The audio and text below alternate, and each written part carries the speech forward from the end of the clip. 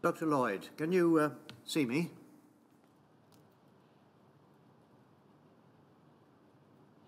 Dr. Lloyd, can you hear me? I can now. Good afternoon. And you can see me?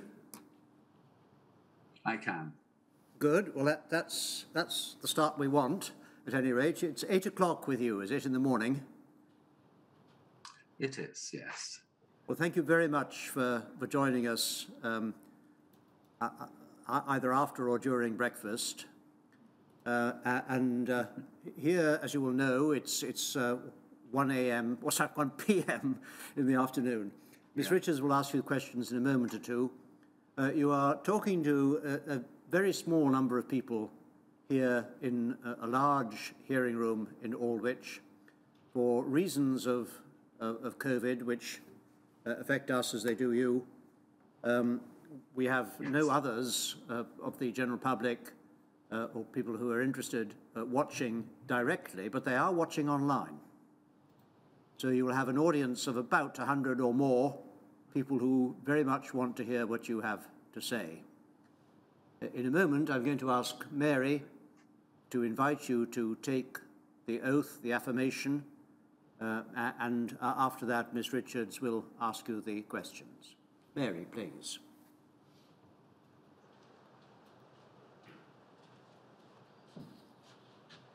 Please state your full name. Hugh Lawrence Lloyd. And repeat after me. I do solemnly, sincerely.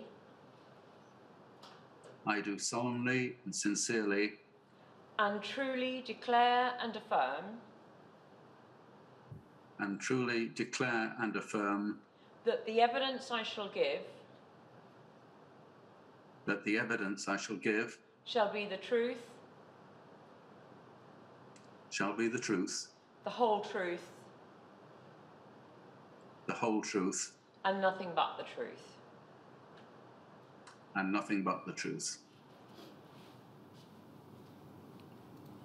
Dr. Lloyd, can you see and hear me? I can. There is a slight delay in your voice, but yes, I can hear you clearly. Thank you. I'm going to start by just getting an overview of your medical career. You took up your first house officer post in 1975, is that right? That's correct, yes.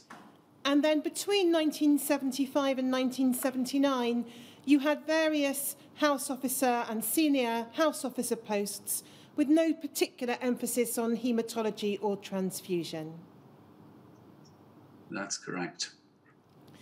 Then in 1980, you had your first placement at the Northern Regional Blood Transfusion Service from 1980 to 1981 as a locum registrar. Is that right? That is correct, yes. And what led you to that post? I was following what would be considered a traditional medical career, working my way up the ladder, I guess. And at that time, working in neurology at the Newcastle General Hospital, I felt that a career in the what one might call the traditional medical format was not for me. I watched some of my colleagues trying to move through the grades, doing research jobs for which they were neither qualified nor interested. And I decided to look for something different. And it was very much by chance that I came to the blood transfusion service. And in the course of the year or so that you were there, at that stage, you spent, I understand, some time in each department of the centre, and you've explained you would review donor information, and also you became involved in blood banking, component production, and the introduction of automated blood grouping, amongst other tasks. Yes, that's right. I can't remember the exact moment when we started work on the automated grouping. It might have been while I was still in the locum position. It might have been after I obtained a substantive registrar position. But it was about that time we were trying to move from manual operations to a little bit of automation. Then from 1981 to 1983, you were a registrar in blood transfusion and hematology. And as I understand it, that involved receiving training and experience in hematology, pathology and microbiology at the Freeman Road Hospital. Is that right? Yes, and some clinical biochemistry. So it was all the pathology departments in a big general hospital. You also, during that period, had a secondment to PHL, is that correct? Yes, I went to the Public Health Laboratory Service, which had laboratories actually based in the same building as the Transfusion Service in Newcastle. And that was mainly to look at virology. And you also, during this period, had a further period of time at the Regional Transfusion Centre, is that correct?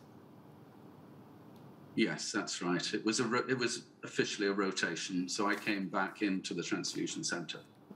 Can you remember of that period 81 to 83, can you remember approximately when you were back in the Transfusion Centre, which year it was?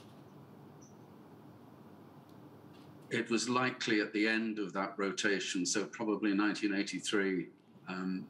I think I would have started off the rotation by going to the Freeman Hospital and then coming back to the Transfusion Centre at the end of the period. And you tell us in your statement that your time at the Hematology Department at the Freeman Road Hospital provided insight into hospital blood banking, use of blood products and clinical issues arising from transfusion. What kind of issues arising from transfusion do you recall encountering during that period of your work?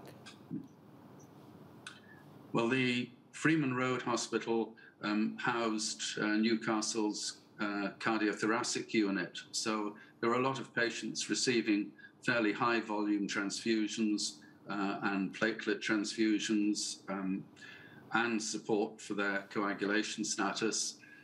So the issues that arose, we would see quite a lot of patients with non-specific reactions to transfusion, raised temperature, perhaps rigors and so on. And so there'd be some investigation to make sure that there wasn't an obvious serological reason for it. But I don't recall any other really major issues. I think we had one case of a major transfusion reaction, and I really only think that was a case of a unit of blood being given to the incorrect patient and caused a major reaction. So we saw some serious things. I do not recall anything that was related to non-A, non-B, for instance. But then that's, I don't think people were looking as hard for it as they might. And we'll come back to that at a later stage of your evidence, that issue. Sure. 1983 to 1987, you were then a senior registrar in transfusion and haematology, spending time in each of the three main teaching hospitals in Newcastle. So would that be Freeman Road, Newcastle General and the Royal Victoria Infirmary? That's correct. And you had a period at the Haemophilia Centre, the Newcastle Haemophilia Centre at this time. Can you remember which year that was? No, I can't now. It would have been at towards in the latter half of that period, because I think I started at the Freeman Hospital, then the Newcastle General, and then the Royal Victoria Infirmary.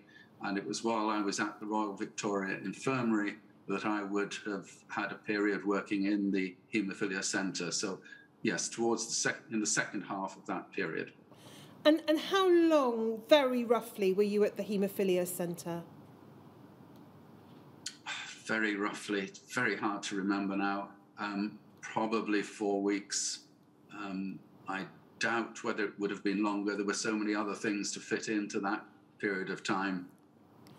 And you had also during this period of your work a further period at the Regional Transfusion Centre.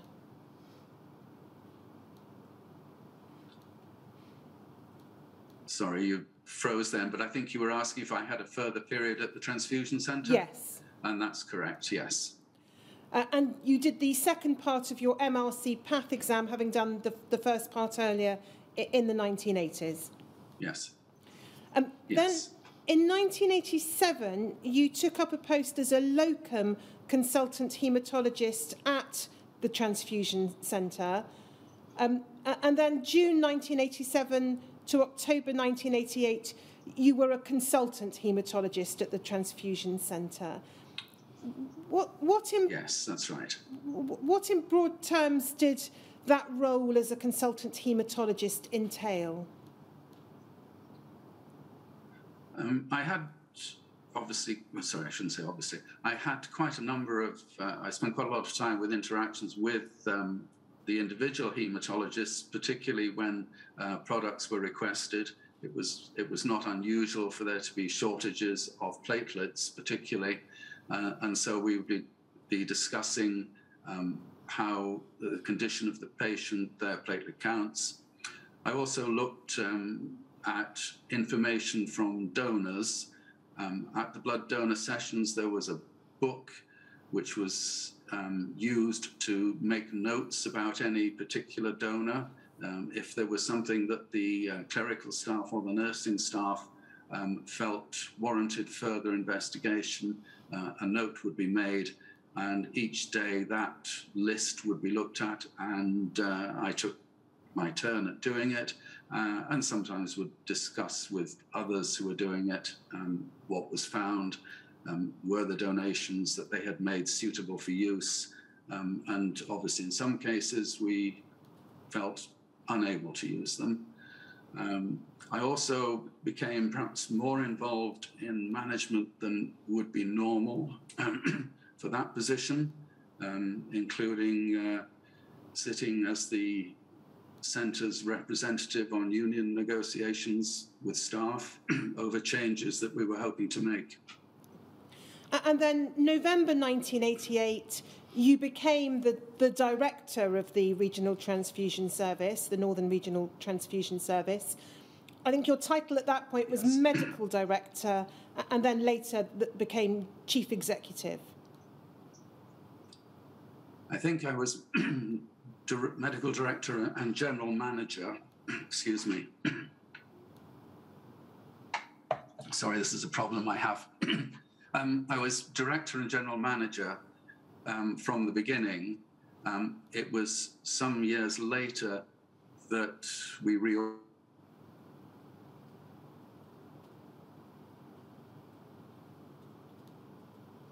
Sorry, you froze then, Dr. Lloyd, and we lost the last... Sorry. No, not your fault at all. We lost the last bit of your answer. Yes, I was Medical Director and General Manager from the beginning, and then it was several years later that we reorganized a bit and I became just the Chief Executive. We also, of course, at that time, around that time, were able to appoint a new consultant to become the head of our medical services.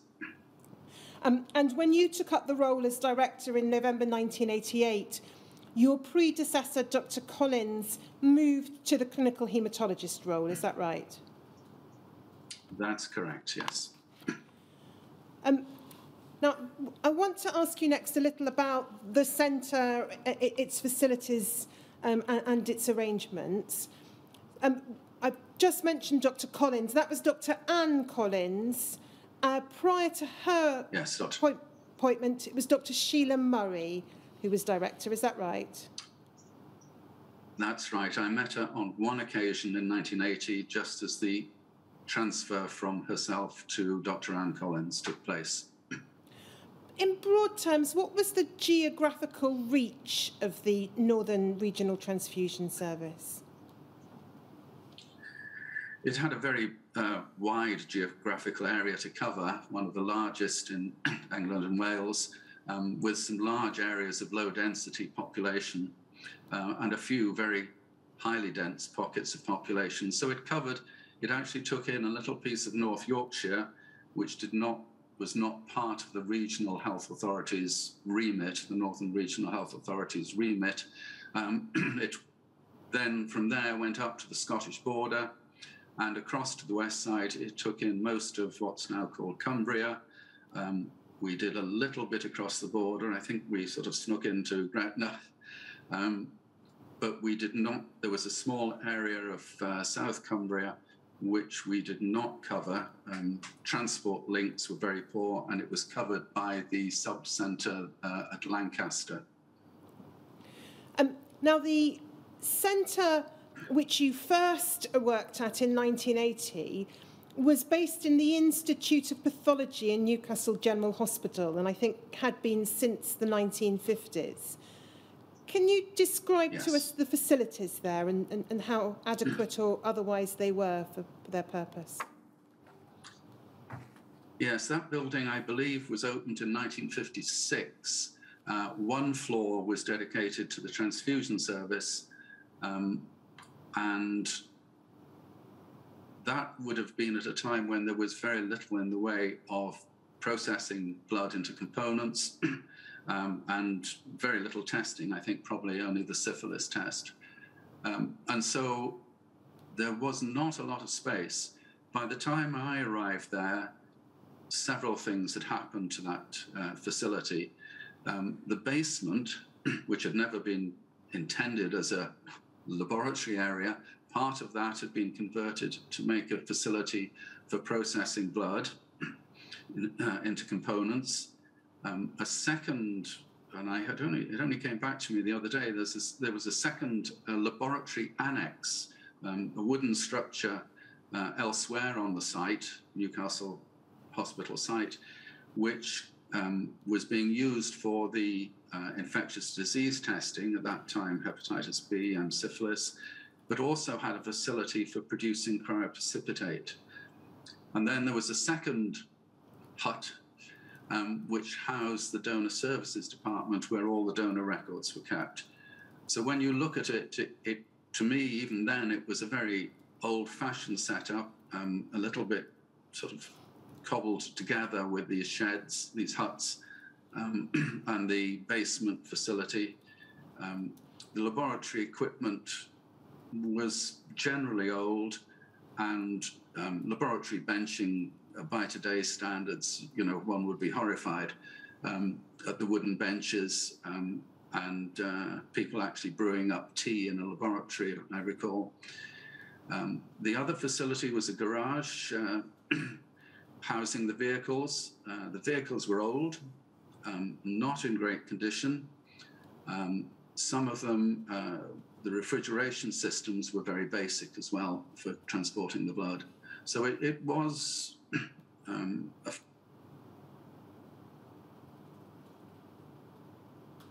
the 1980s. Okay. Again, I'm afraid we lost a few seconds then, Dr. Lloyd. You said it was, and then we missed a little, and then said the 1980s. Could you? Okay.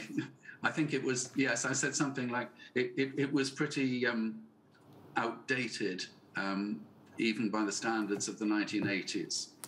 And an adjective you use in your statement to describe it, in fact, is Dickensian. Yes, sorry about that. Yes, it was in some ways. The thing that sort of struck me was that we would see blood grouping being performed, and the results were transcribed by clerks sitting on high stools at wooden benches with great big ledgers. The entries being made in pencil, which of course would be a complete no.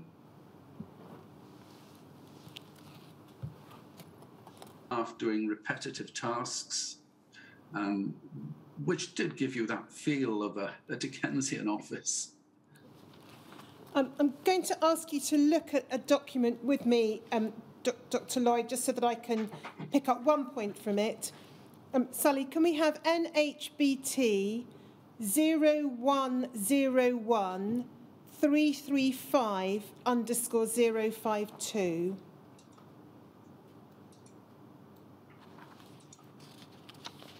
Sorry, can you say that number again?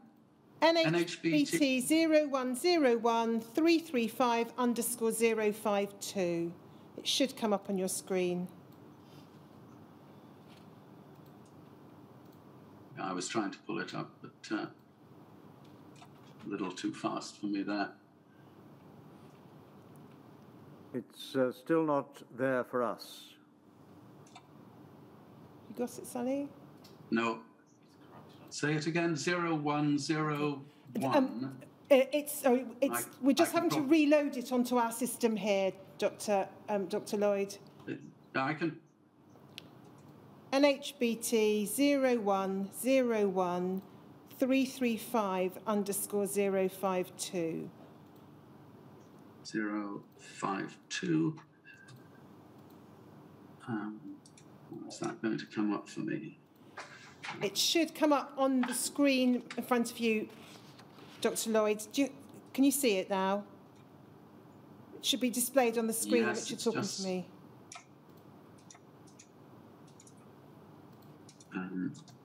Okay. Oh, right. It should now be in front of you.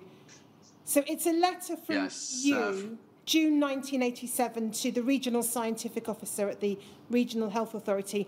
I needn't trouble you with most of the letter. I just wanted to pick up something on page 3, please, Sally. Bottom half of the page.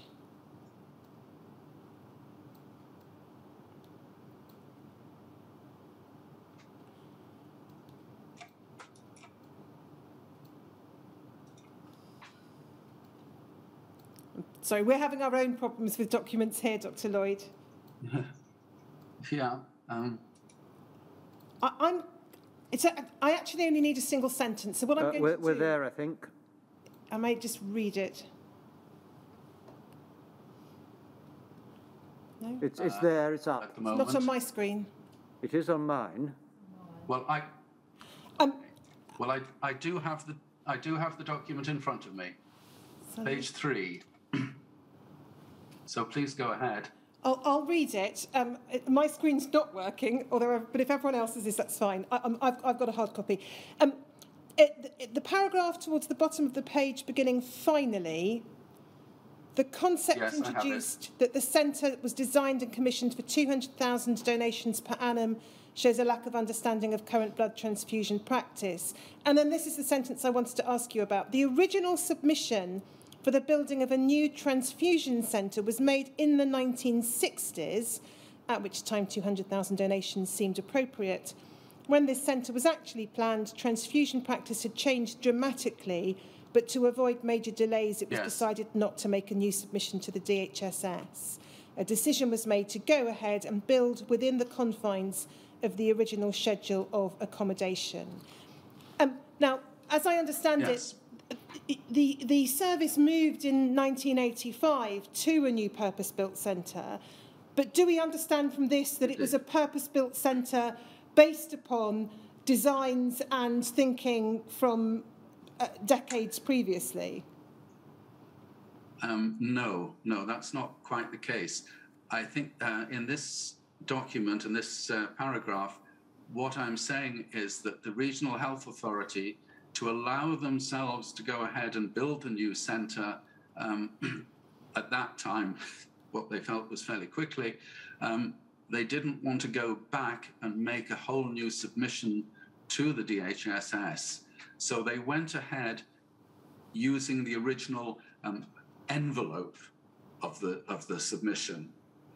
But what was produced internally had no bearing on the original. I never saw the original submission, but the new building was, to my mind, well built. I thought the design was very good. There were a few little bits, but you could argue about. But in general, it was well built, well designed. The architects spent a lot of time on trying to make sure that the flow of people and materials within the building were logical. They grouped departments next to each other where material was required to move between them. So, for instance, the donor services department, which didn't actually handle physical, the material, the blood, was on an upper floor. The dispatch department was fairly close to, the loading bay. So my feeling was that it was well designed, it was up to date, and this particular phrase, I can understand, does give a slightly strange impression of the building. And we can take that down, thank you. Do you have any knowledge of why it's apparently having been identified in the 1960s that there was a need for a purpose-built proper centre, why it took until the mid-1980s for that to be realised? No, I have no idea.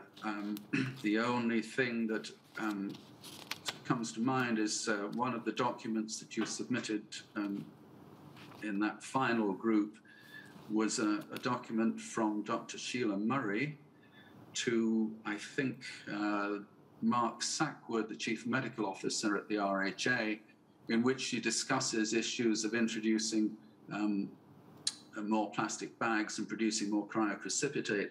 So maybe that was a time when there was a sudden push to produce more cryoprecipitate.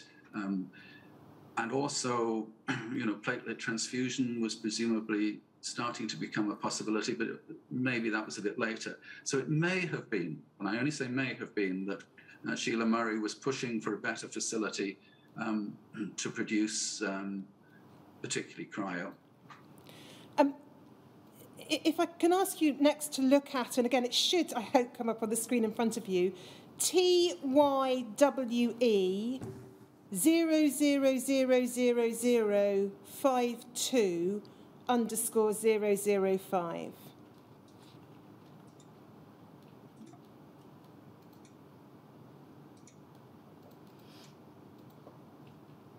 Two and 0. To get that up for you. No, sorry, it's not coming up on mine. Don't worry, it should, I hope, come up on ours shortly. Yet. Our document system is struggling today. TYWE. Yeah, I did. Yeah. What's the problem?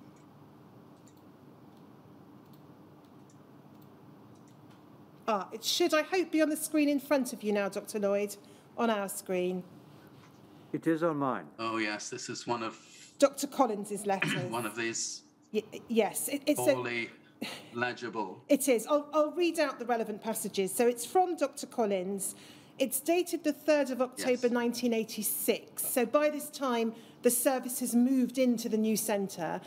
It's addressed to Dr. Donaldson, the Regional Medical Officer at the Northern Regional Health Authority. I'm just going to read out the first 4 paragraphs. Dear Liam, your letter of the 24th of June requested a comprehensive survey of modern blood transfusion medicine, as well as complex information not readily available from our many complete but manual recording systems. Getting it out is very laborious. As you are aware, we are understaffed at senior level and now have no purely scientific staff. This means that the increasingly complex clinical and scientific problems have to be handled largely by myself. Being virtually single-handed during the summer, I've not had sufficient time to devote to this report. However, Dr. Lloyd has rejoined us on the senior registrar rotation and is well experienced in the workings of the centre from within and also as a user of the service. I've discussed all these matters with him and he's been working hard compiling this preliminary report. The question I wanted to ask you, Dr. Lloyd, arising from this document is really just about the staffing situation by this time, 1986, and you obviously then returned full-time to the centre in 1987. What do you recall about the staffing problems that Dr. Collins is referring to here?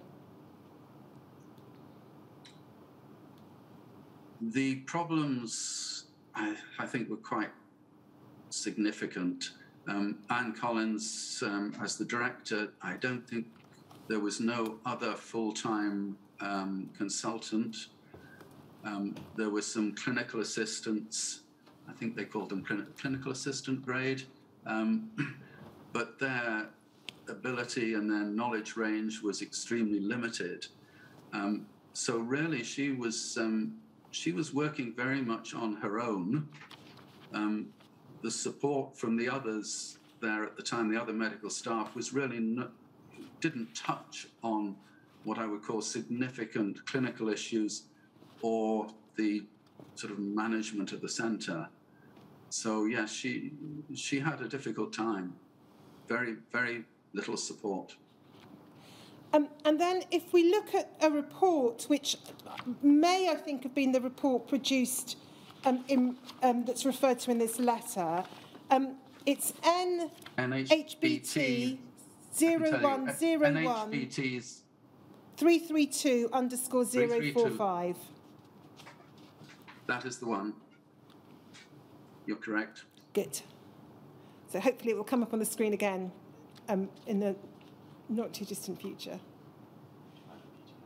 Yeah, NHBT 0101 332_045.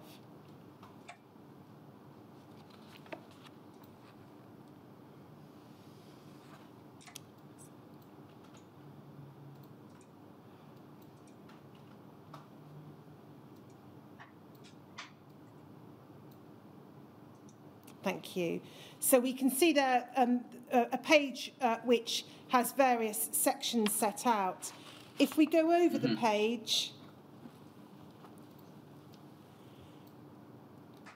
we can see section 1 is major products and services provided by the Northern Regional Transfusion Centre. And then we can see it's red cell products, fresh plasma products, time-expired plasma, platelet concentrates, reagents, and then reference to the transfusion laboratory and antenatal laboratory. And then if we go to the next page, I want to ask you about this next section. So heading whole blood, this region has a relatively high demand for whole blood. There are many periods during the year when whole blood is not available in the quantities requested, despite some whole blood being returned outdated. Reasons: A, previous patterns of use. Whole blood has tended to be freely available. B, many surgeons and anaesthetists find it easier to have whole blood available for operations. Plasma-reduced blood is suitable in most cases. C, hospital blood banks maintain stocks of whole blood for emergency use for major trauma and massive hemorrhage. And then there are comments, 4 comments. 1, pressure of reduced whole blood supply will force some change in use. Education at hospital clinical meetings may help accelerate the changes. Changes in hospital blood bank policies and consultation with clinical departments can reduce the level of requests.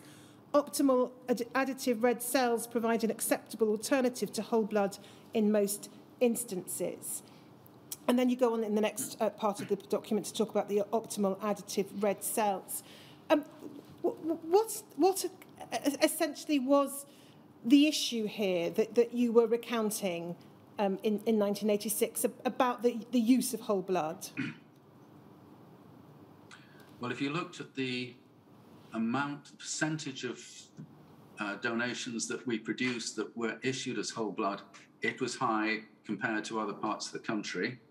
I had a chance to look at some figures from elsewhere around the country, so I was aware that we were, if not at the top, very close to it. I think we probably were the highest issuer of whole blood. And that sort of seems to go back when I was in the old centre in the early part of the 1980s.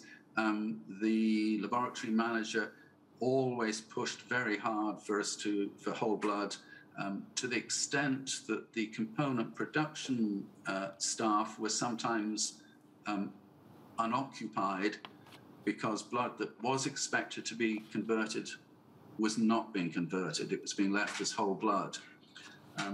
It was a strange situation. We were collecting blood into multiple bag packs designed for producing components, and yet we left it as whole blood, clipped off the extra blood packs and threw them in the waste. So there is a long history in this centre of using whole blood, issuing it. And if you look at that, the centre really, I don't think, had an opportunity to discuss these issues with the hospitals, but also many of the hospitals outside the sort of two bigger centres, sort of like Newcastle, had no hematologist. The blood bank and hematology was was overseen by a pathologist. So that was not their specialty. And there was a big push by Professor William Walker at the Royal Victoria Infirmary to get hematologists into all the hospitals in the region. And that was successful. So it would have been hard to make a change at that time, and we were putting out lots of whole blood. The second point, and that comes up in another article, another document, is that, and I think it was from Anne Collins, that we are trying to produce blood optimal additives, or sometimes referred to earlier as SAG-M, saline adenine glucose mannitol, the optimal additive, saying you don't give us, we don't have the money to produce this product on a regular basis. This product is a good alternative to whole blood, but if we can't produce it on a regular basis, on a consistent basis, then the individual hospital users are not going to change over to it. So we had a sort of little bit of a chicken and egg situation there. And so, yes, it was a lot of whole blood, and the demand appeared to be there, but that's possibly because the education hadn't filtered through that whole blood is not a good product for many patients. And just picking up upon... I hope I've answered your question.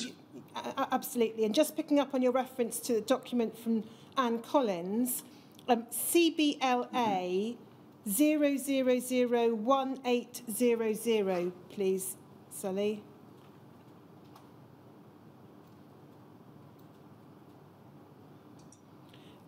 This is a report by Dr. Gunson.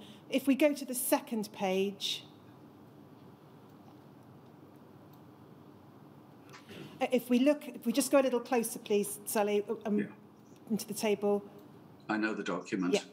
So we've got there the reference Northern Regional Transfusion Centre, 1984-5, does not expect to separate more plasma than 1983/4, cannot obtain finance for SAG-M. And then 1985 has been unable to initiate discussions on plasma supply with RHA, could not in any case increase supply in present premises, new RTC should open in 85-86, and then confidence in achieving target, not hopeful of obtaining necessary funding. So that would suggest... I'd say that... Carry on.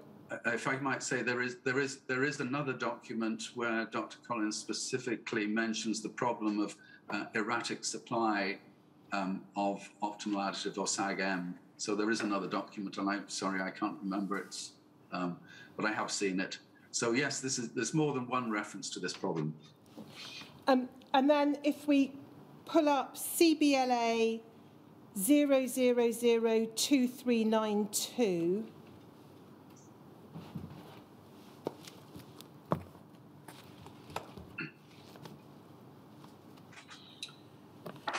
Oh, yes. And if we could go to page 165, please. Sally. And this is a document you drew attention to in a recent addendum to your statement, Dr. Lloyd. So we've got table 11, number of units of red cell products made in 85-86. And if we look at the regions on the left-hand side, as I understand it, region B is the northern region. Is that right? In this table, it's different in different tables. So you can't use B across everything. Oh, well, that's useful to know. Thank you, Dr. Lloyd. And we can see there, highlighted for us on the screen, yes, the relevant figures, which show, if we look at the figure under the heading SAG-M, a very... compared to most of the other centres. Exactly, a very modest use compared to the other centres.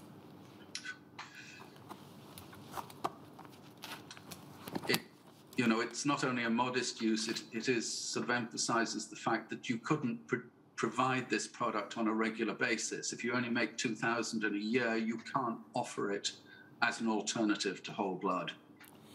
And if we go 2 pages further on, please, Sally, to page 167, this is the second table you referred to in your addendum statement, Dr. Lloyd, table 13, and I think this region B is still the northern region in this table. And we can see their percentage. Yeah, there was a little group. Yeah, percentage of red cell products issued, right. And we see there, with the exception of region J, which is apparently not offering yes. any, the northern region is offering yes. a modest amount indeed compared to 2%. other centres. Yeah, region J was East Anglia for some reason. I don't know why they didn't use optimal additive. And then I'll come back to how things changed in due course, Dr. Lloyd, but I'm just trying to get a sense of what things were like in the first half of the 80s through to sort of 1986 or thereabouts. Sally, could we go back then to NHBT 0101 332_045?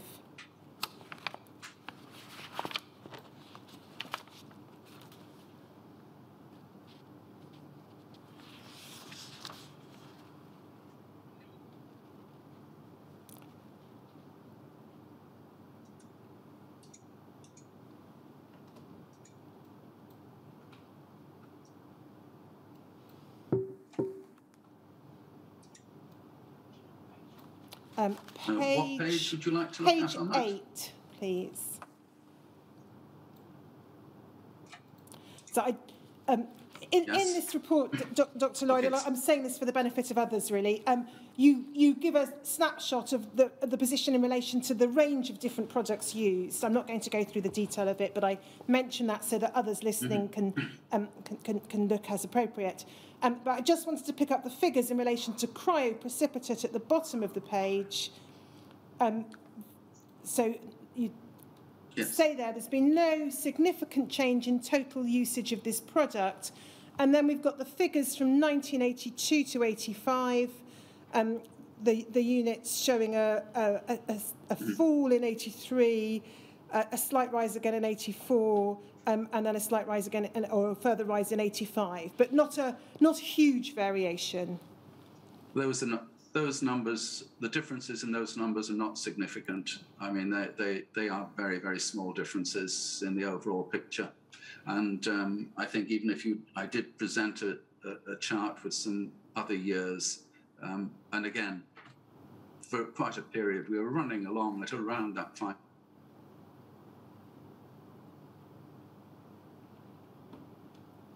I'm sorry, you froze again, Dr. Lloyd. The last we got was you said for quite a period we were running along at around that. Yeah. Around about 5,000. So it stayed at about that level over quite a long period of time. And if we go to the top of the next page, or the first half of the next page,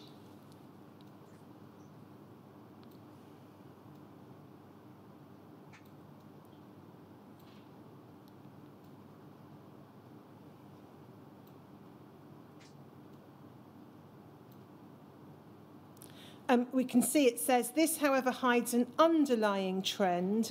The major users were the haemophilia units at Newcastle and Middlesbrough. The use of cryo at the Royal Victoria Infirmary fell significantly in 1983 and 1984, probably due to a reduction in surgery on haemophiliacs due to HIV, HDLV3 positivity. it seems likely that orthopaedic surgery will increase again as arrangements are made to carry out surgery on HIV HTLV3 positive patients. And then we've got the figures for the Royal Victoria Infirmary's cryoprecipitate use for that same period, 1982 to 5, and we can see there the reduced usage. And then if we just go a little further down the page, under the heading Major Users of Cryo, we then see the other users, Middlesbrough Group, QEH and North Tees. I'll come back and ask you a little more about issues relating to the Haemophilia Centre in a little while, Dr. Lloyd. Can I then, just in terms of an overview of the centre's work, pick things up with an inspection report in 1989, NHBT 0006234, please, Sally.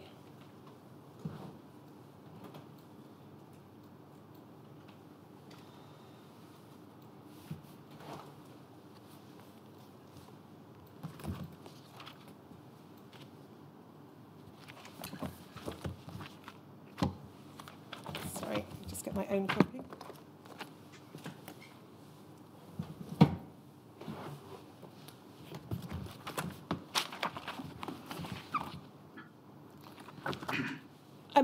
So we can see the date of the inspection by the Medicines Inspectorate was July 1989. So you were by this time in post as director.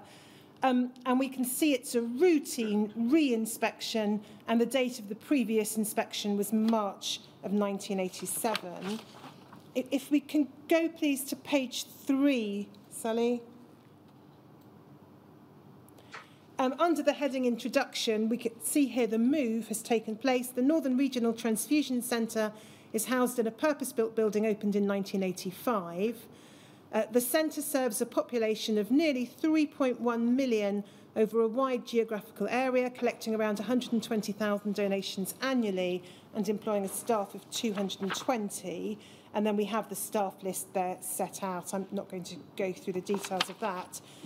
If we go over the page to page 4, we've got a list of the products being produced as at the period April 88 to March 1989. And then under the heading Inspection, just want to pick up a handful of points with you there. So it says there's a plasmapheresis clinic in the centre equipped with 8 haemonetics machines, the donor panel currently numbering around 1,000. However, apart from very occasional walk-ins, normal donations are not collected at the centre and all normal donor sessions are mobile. A visit was made to a mobile session held in Wickham Community Association Hall. And then the next paragraph tells us that the donor records are not computerised, the 101 card system still being used, and that is then, there is then a description. And then the next paragraph, if a donor reports having had a recent illness or course of medication, brief notes of this are written onto a page of a duplicate notebook alongside the donor number, and at the end of the session, this sheet, known as the illness sheet, accompanies the blood to the blood component section, where it's used to identify unsuitable donations. Can you just tell us a little more about how that latter procedure operated, the illness sheet and identifying unsuitable donations? Sorry, I lost that little piece. Yes. So in relation to the procedure described in that paragraph I just read out, the completion of the illness sheet, and then it's used to identify unsuitable donations. How did that work in practice? Who would identify them as unsuitable, and what kinds of information would lead to that conclusion? Okay.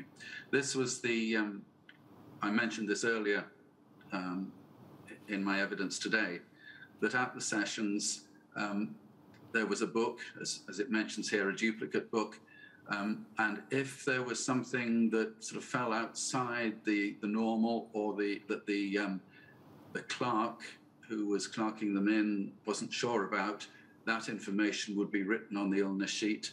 And if one of the donor attendants or the team leader, or indeed the medical officer at session, felt there was some piece of information about which they weren't sure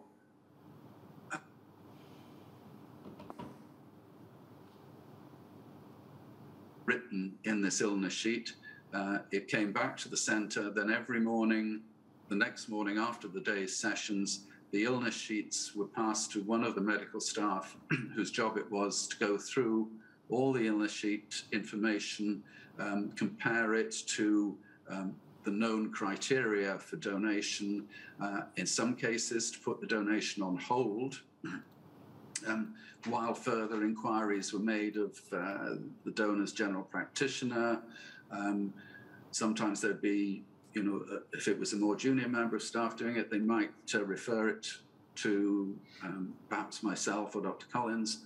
And so a decision was made whether or not that donation was suitable. Sometimes the donation was considered suitable for plasma, but not for red cells. It varied. Unfortunately, it highlights an issue that we tried to deal with later, which was that we were taking donations from people where we weren't sure if their donations were going to be suitable for full use, which we felt late when we came to this issue. We tried to change that round and say we shouldn't take a donation from someone unless we're sure that their donation is suitable for use. But this is how it had worked. That illness sheet book, that duplicate book, that they'd been in use for years and years and years. That's how it worked. And then if we could go to page 9 of this document, just want to ask you about another aspect of the centre's operations. So under the heading dispatch, orders for blood and products are generally telephoned into the dispatch department, but there's also a milk run of set journeys to a number of hospitals. Telephoned orders are first noted onto a piece of scrap paper and then transcribed onto an official order form, and then it goes on to talk about the order being put together, donation numbers, etc., all recorded manually in the blood issues request/dispatch book. System of using different coloured ink for each type of product, but this is not always adhered to. And then if we just go to the 4th paragraph, we can see there it explains what happens with returned packs, of which there are many are logged into a returns book. And then it says the task of tracing the fate of an individual pack would be extremely laborious and in some cases impossible. Can I just, again, this is obviously pre-computerisation, and we'll come on to the changes that were made over the following years. The process, first of all, of dispatching products, leaving aside the milk run, which presumably was essentially a set of standing orders to different hospitals, to what extent were you able to deal with the ad hoc orders for blood and products being telephoned in, or did it give rise to shortages? The telephoned orders, requests for blood, didn't specifically give rise to shortages. The shortages were more of a structural issue with the way that the centre was, how much the centre was producing.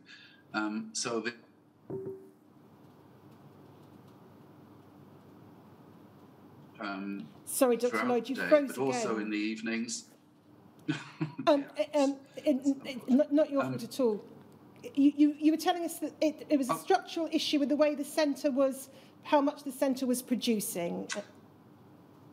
Yes, and so whether there was enough blood to, fulfil the regular orders on what's here described as the milk run, although that's not a phrase I ever heard any of our staff use. The orders that came in for ad hoc were promptly dispatched, whether it was during the day or whether it was in the middle of the night. They didn't specifically of their own give rise to shortages. What I can say is, and this is also touched on in the record storage report prepared by the CMO office, DHSS, and you have a copy of it. It's a rambling report, but it does say that hospitals that they went to often exaggerated the demand, exaggerated their order, because they knew that their transfusion centre would issue less than the amount they'd asked for. And that was absolutely classical of the Newcastle Centre. People ordered twice as much as they wanted, as they needed, because they knew their order would get cut back. And then one day they would make that large order and it wouldn't be cut back because there happened to be enough of it around. So it was a very poor system, a lack of cooperation, perhaps not cooperation, a lack of understanding between both sides.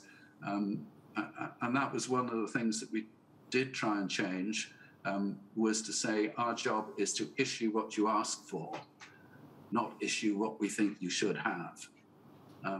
So yes, it was a difficult time, and it required a lot of change to move from it. Your other issue is that's brought up on this is, of course, that everything was manually recorded, and everything in that, virtually everything in that centre was manual. And then the paragraph I read out relating to returned packs included the phrase in brackets of which there are many. Is that yes. accurate? And why were there many? Was that a feature of people asking for more than they needed? I'm not sure I can give you a definitive answer on that. There certainly were many. The amount of blood that was returned to the centre unused was considerable. It dropped off later, I think, as demand increased and supply didn't increase a lot, and also with better arrangements between the centre and the hospitals. But if you go back into the 1960s and 1970s, you see vast quantities of blood being returned from hospitals unused. Thousands of units were being returned unused, which is why the centre spent a lot of time collecting outdated plasma to be sent to BPL in Elstree. So yes, there was a lot of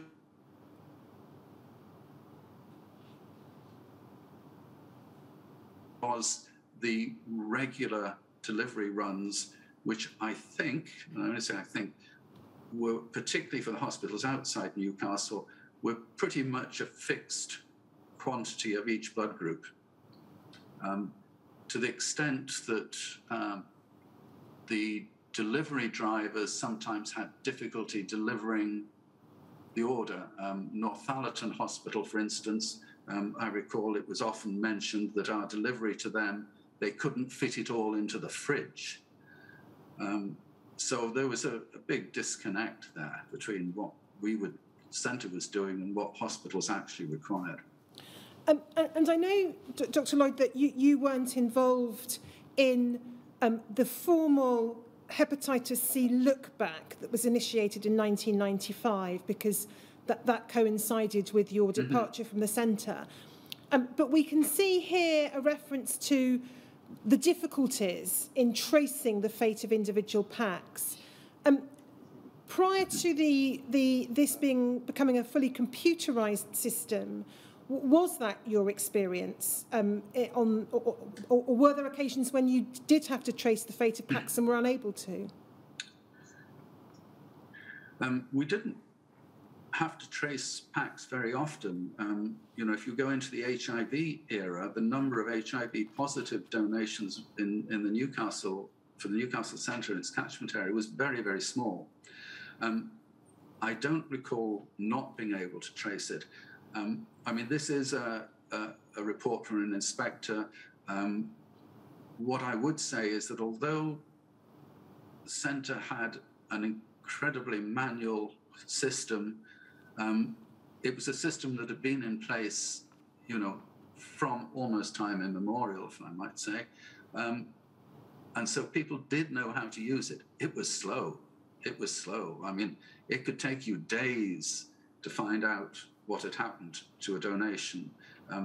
What we did have more of was donors who would phone in after they'd donated, perhaps a week later, and say, look, I've come down with a cold or something. And you would try and, you needed to retrieve that donation, which had been issued perhaps in 2 or 3 parts to hospitals.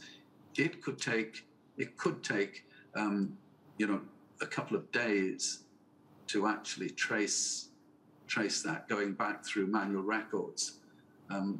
But I think it was.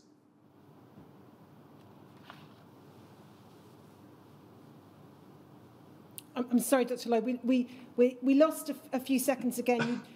You said it could take you a couple of days to trace going back through manual records. Yes, and it was difficult. It was slow, and obviously, as it says there, extremely laborious. But it was possible. Now, we saw from the beginning of this document that there'd been an inspection in 1987. This was a routine re-inspection in 89. Do you have any idea whether there had been inspections in the first half of the 80s, and if so, how frequently they'd taken place? No, I have no recollection of previous inspections. The 87 one, maybe I wasn't in the centre, but I certainly don't recall it. And of course, we have to recognise that this was at a time when the health service operated under Crown immunity, and therefore whatever the inspector might have said or might have recommended, there was no sort of requirement on the centres or their management, in this case the RHA, to actually get things changed. So yes, we do, you know, it is I don't recall them inspecting before, but obviously, as they said, they had. You tell us in your statement, it's WITN 6935001, page 11.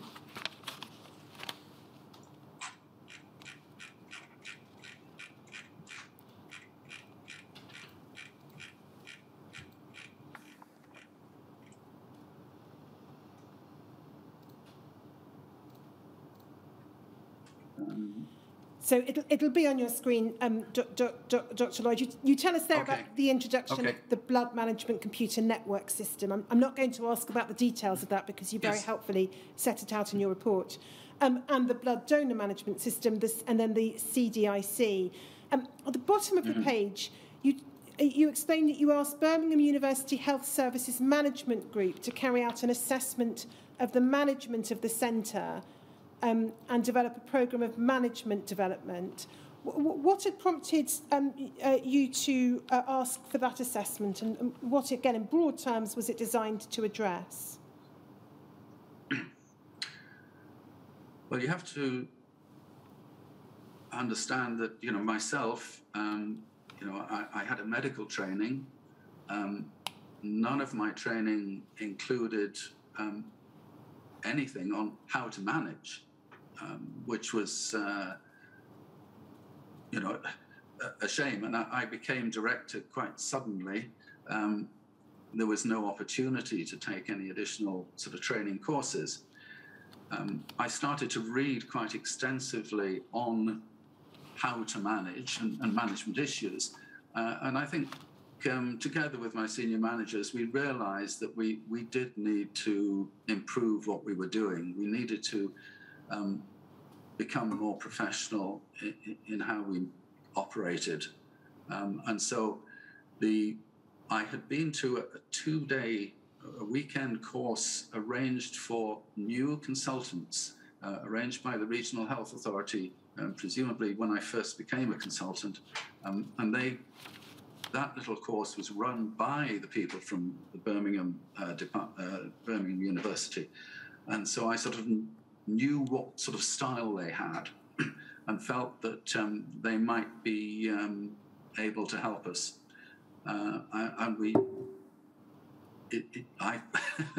In my humble opinion, yes, it helped.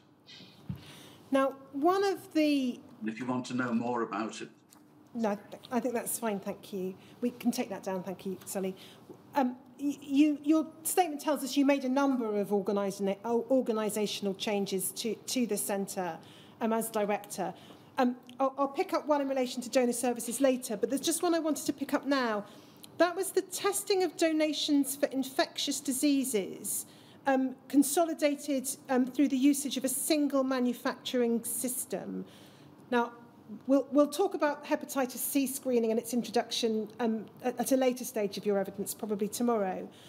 But in broad terms, what was this single system and what was its advantage in your view? Okay. Before we introduced that, we were testing, for hepatitis B and HIV, and there were two different systems. So we were using completely different mechanics, equipment for each test. That gave rise to data transfer issues. So you now have to develop two systems of data transfer, two systems of data validation, two systems of authorization of the transfer of records into your main system. You also have a training issue. You now have to train your staff on two different systems. You have to, it goes on, I keep saying two, but whenever you're using different sets of equipment, it gives rise to a multiplicity of issues. You have to do everything twice. Your quality control is going to be different. Your quality assurance program for it is going to be different. Your training is going to be different. It makes it more difficult for staff to change between one machine, one test and another. So we moved to a single system offered by the Abbott PLC. I think the official company we dealt with is based in Germany, but it's an American corporation. And they produced equipment which had a much higher level of automation than the equivalent other companies offered. So it integrated a lot more of the quality control into the system, automatic pipetting and delivery of samples. But basically, they're using the same system to do different tests, and then the test results come together they had one module which brought the test results together, which allowed you to do one authorization process to release the results into the general computer system or wherever. So it gave you a lot of advantages, not only in the mechanics of running it, the training of staff, quality.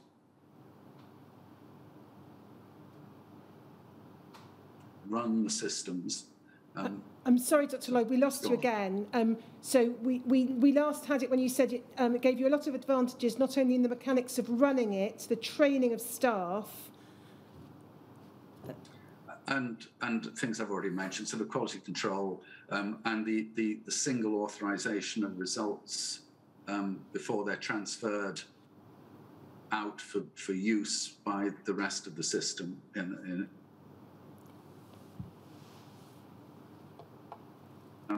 I have to thank the staff who worked there for sort of really bringing a lot of that to my attention and helping recognize that there were some good alternatives out there. Can I then ask you a little about the relationships that you had with other bodies and organisations? So, first of all, relationship with your regional health authority. How would you characterise the relationship that you had, or to your knowledge, your predecessor had? I'll start with my predecessor. Dr. Collins did appear to have difficulty with the regional health authority and her dealings with it.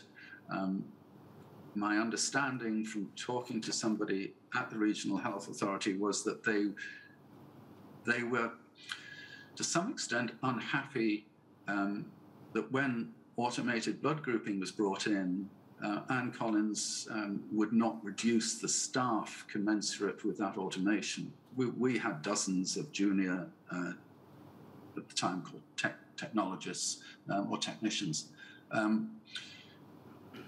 which we didn't need once it became automated in that particular department.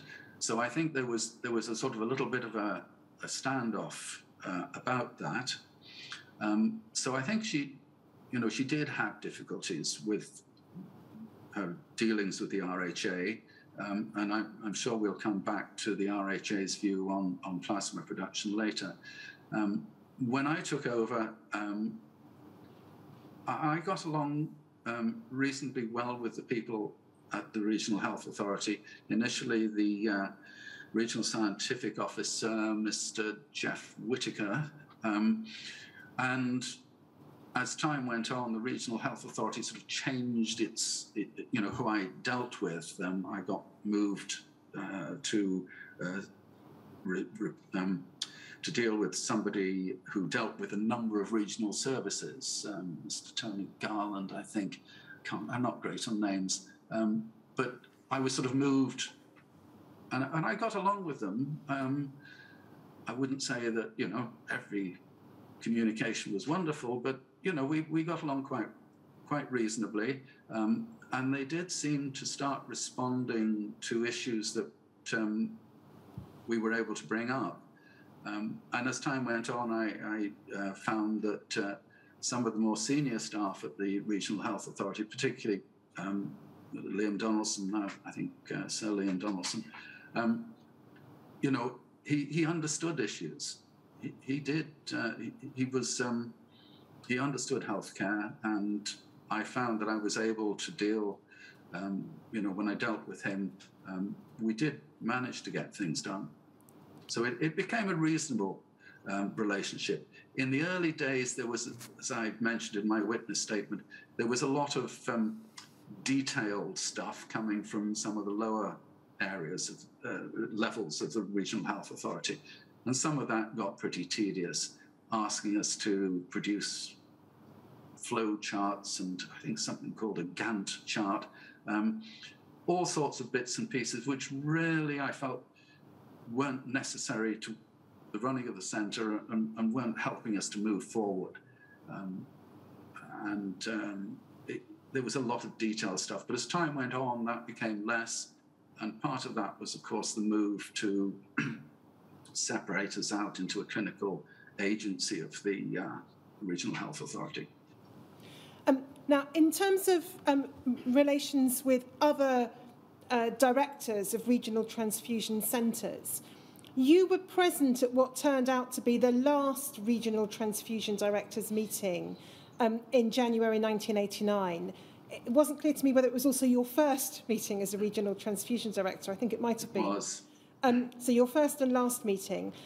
And I won't display the minutes because we've looked at them on a number of occasions, but you'll recall, and you note it in your statement, it suggests that the decision to disband the meetings was unanimous.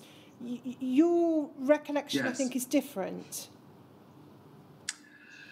Yeah, recollection is always a tough thing. Sometimes you recall what you want to recall. But I do note the informal minutes of that meeting, I think produced by Dr. Eva Brooks, which said that the announcement or the decision to end the meetings was met by universal silence, and that there had been no discussion about ending the meetings. So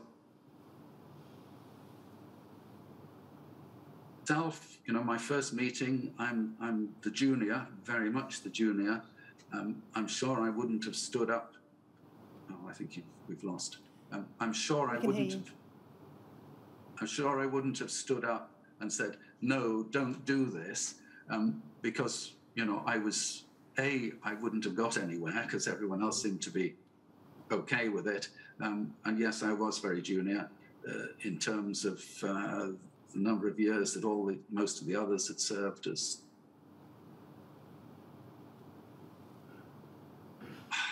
I probably acquiesced. Let's put it that way. Okay. We lost you a couple of times there, Dr. Lloyd, but it was clear, I think, what you were saying. Okay. So I note the time. I've got a couple of documents I'm going to want to look at, so perhaps do that after the break. Yes, okay, that's a good idea. Let's take a break now. What should we say, 25 minutes? Yes, that would be fine. So 25 minutes, let's come back at 22:03, our time, and that's 20 to 10. 10, thank you, your 20 time. to 10. Now, let me say to you what I say to all witnesses at this stage, if I haven't said it previously, and it's this: you're giving evidence. You must not talk to anyone until you've finished giving evidence about the evidence you have given or anything that you think you may yet be asked to say in evidence. But you can talk about anything else you like. I understand that, sir. 22:10. Thank you, sir.